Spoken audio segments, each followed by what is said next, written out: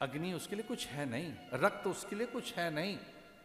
रक्त बीज का वध करने के लिए छिन्न मस्तका बनकर किस प्रकार से वो रक्तपान करती है, अथवा चंड मुंड शुम्भ शुम्भ महिषासुर धूम्रलोचन का वध करती है, भंडासुर का। सावधान।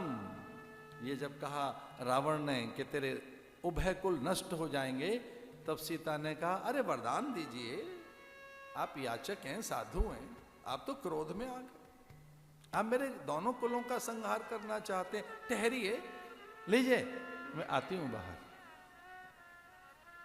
और मनी मन, ये कितनी बड़ी बात है, वो मनी मन लखन से क्षमा मांगते हैं।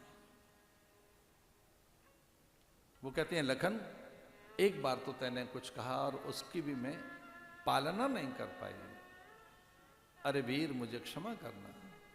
लखन वीर कहा, और आप जानते ही हैं, हाथ पकड़ सीता का हरण कर उसने पुष्पक विमान में बिठा लिया। राम की लीला के लिए सीता बड़ा पात्र है। उस राम लीला में सीता के बिना तो कोई लीला नहीं होगी। उनका हरण ही तो लीला का अध्याय है पहला, या कि आरंभ से, या कि हर अध्याय में वो मुख्य पात्र हैं, वही तो मुख्य पात्र हैं लीला की, वो स्वयं लीला है। लैलम लायते लीला। उस आतताई ने हरण किया, सीता विलाप करने लगी, जटायु बीच में आया, भयानक युद्ध हुआ, सीता अपने आभूषण बिखेरने लगी। अशोक वाटिका में लाकर सीता को कैद कर दिया रावण ने। लखन को निकट देखकर राम बड़े दुखित हुए कि लक्ष्मण तू आज्ञा का पालन नहीं कर सका। अब उन्हें एक अनिष्ट और एक अमंगल अनुभव होने लगा कि अब सीते वहां नहीं मिलेंगी। रीति सूनी कुटिया, नारद का श्राप, हे खग मृग हे मधुकर श्रेणी, तुम देखी सीता मृग नहीं। कैसा विलाप है राम का, सीते कहीं नहीं दिखाई दे रही है। जटायु से ही पता लगा कि किस प्रकार से रावण सीता का हरण करके ले गया है। इस दिशा में, दक्षिण दिशा में चल पड़े, उस दिशा में सीता की सुध लेने, सीता को खोजने के लिए। जंगल में कोई चीज जंगली बताएगा। वन में खो गई है सीता, वनवासी कोई मिले, वनबंधु कोई मिले, वन कन्याएं मिले, या कि कोई ऋषि मुनि मिले, या कोई सिद्ध पुरुष मिले, अथवा कोई ऐसा जो समाधि में देखकर बता सके कि सीता कहां है। और तब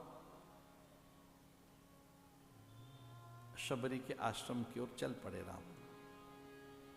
लक्ष्मण ने देखा और कहा भैया से देखो भगवान, ये मायावी लगता है। अरे कोई सोने का मृग होता है क्या? ये कोई धूर्त मायावी निशाचर तो नहीं है जो हमें भ्रमित करने आया हो, हमें शंकित करने आया हो, हमारे अंतर में भेद डालने आया हो, कोई कुचक्र अथवा षड्यंत्र रचने आया हो। भगवान देखो तो सही, आप मायापति हैं। हे मायापति प्रभु, हे मायापति राम, देखो तो सही कहीं ये माया तो नहीं है, क्योंकि मृग तो सोने का नहीं होता। फिर ध्यान गया सीता का,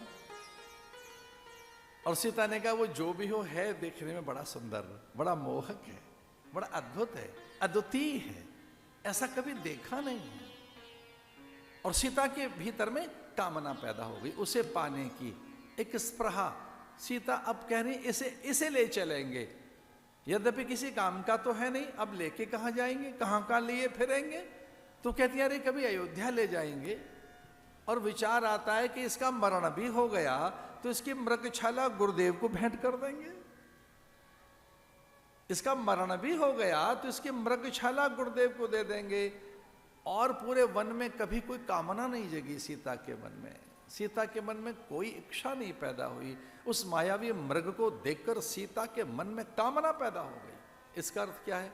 अकाम सीता के मन में मायावी मृग ने कामना पैदा कर दी। माया कितनी प्रचंड होती है, माया कैसी होती है? माया इतनी प्रचंड है कि अकाम, आप्तकाम, पूर्णकाम, निष्काम सीता के मन में मायावी मृग को पाने की कामना पैदा हो गई। और वो कहती हैं प्रभु से कि प्रभु, और उनके मुंह से ऐसा तो नहीं निकल रहा है कभी कुछ मांगा नहीं, पहली बार मांग रही हूं, पर हां लगभग स्वर ऐसा ही है कि हमने तो कुछ मांगा नहीं, पहली बार तो कुछ मांग रहे हैं, ये ला दो ना हमें, ये लाओ हमारे लिए। अब देखिए माया कैसी है। माया स्वयं सीता अपनी माया से वो भ्रमित और जैसे मानो छली गई, वो मायावी मृग और मायापति राम, अब ये सब माया ही माया है, ये सब माया कर परिवारा, प्रबल अमित को भरने पारा। गो गोचर जहां लग मन जाई, सो सब माया जानो भाई। और मायापति मायावी मृग के पीछे भागे माया के कहने पर।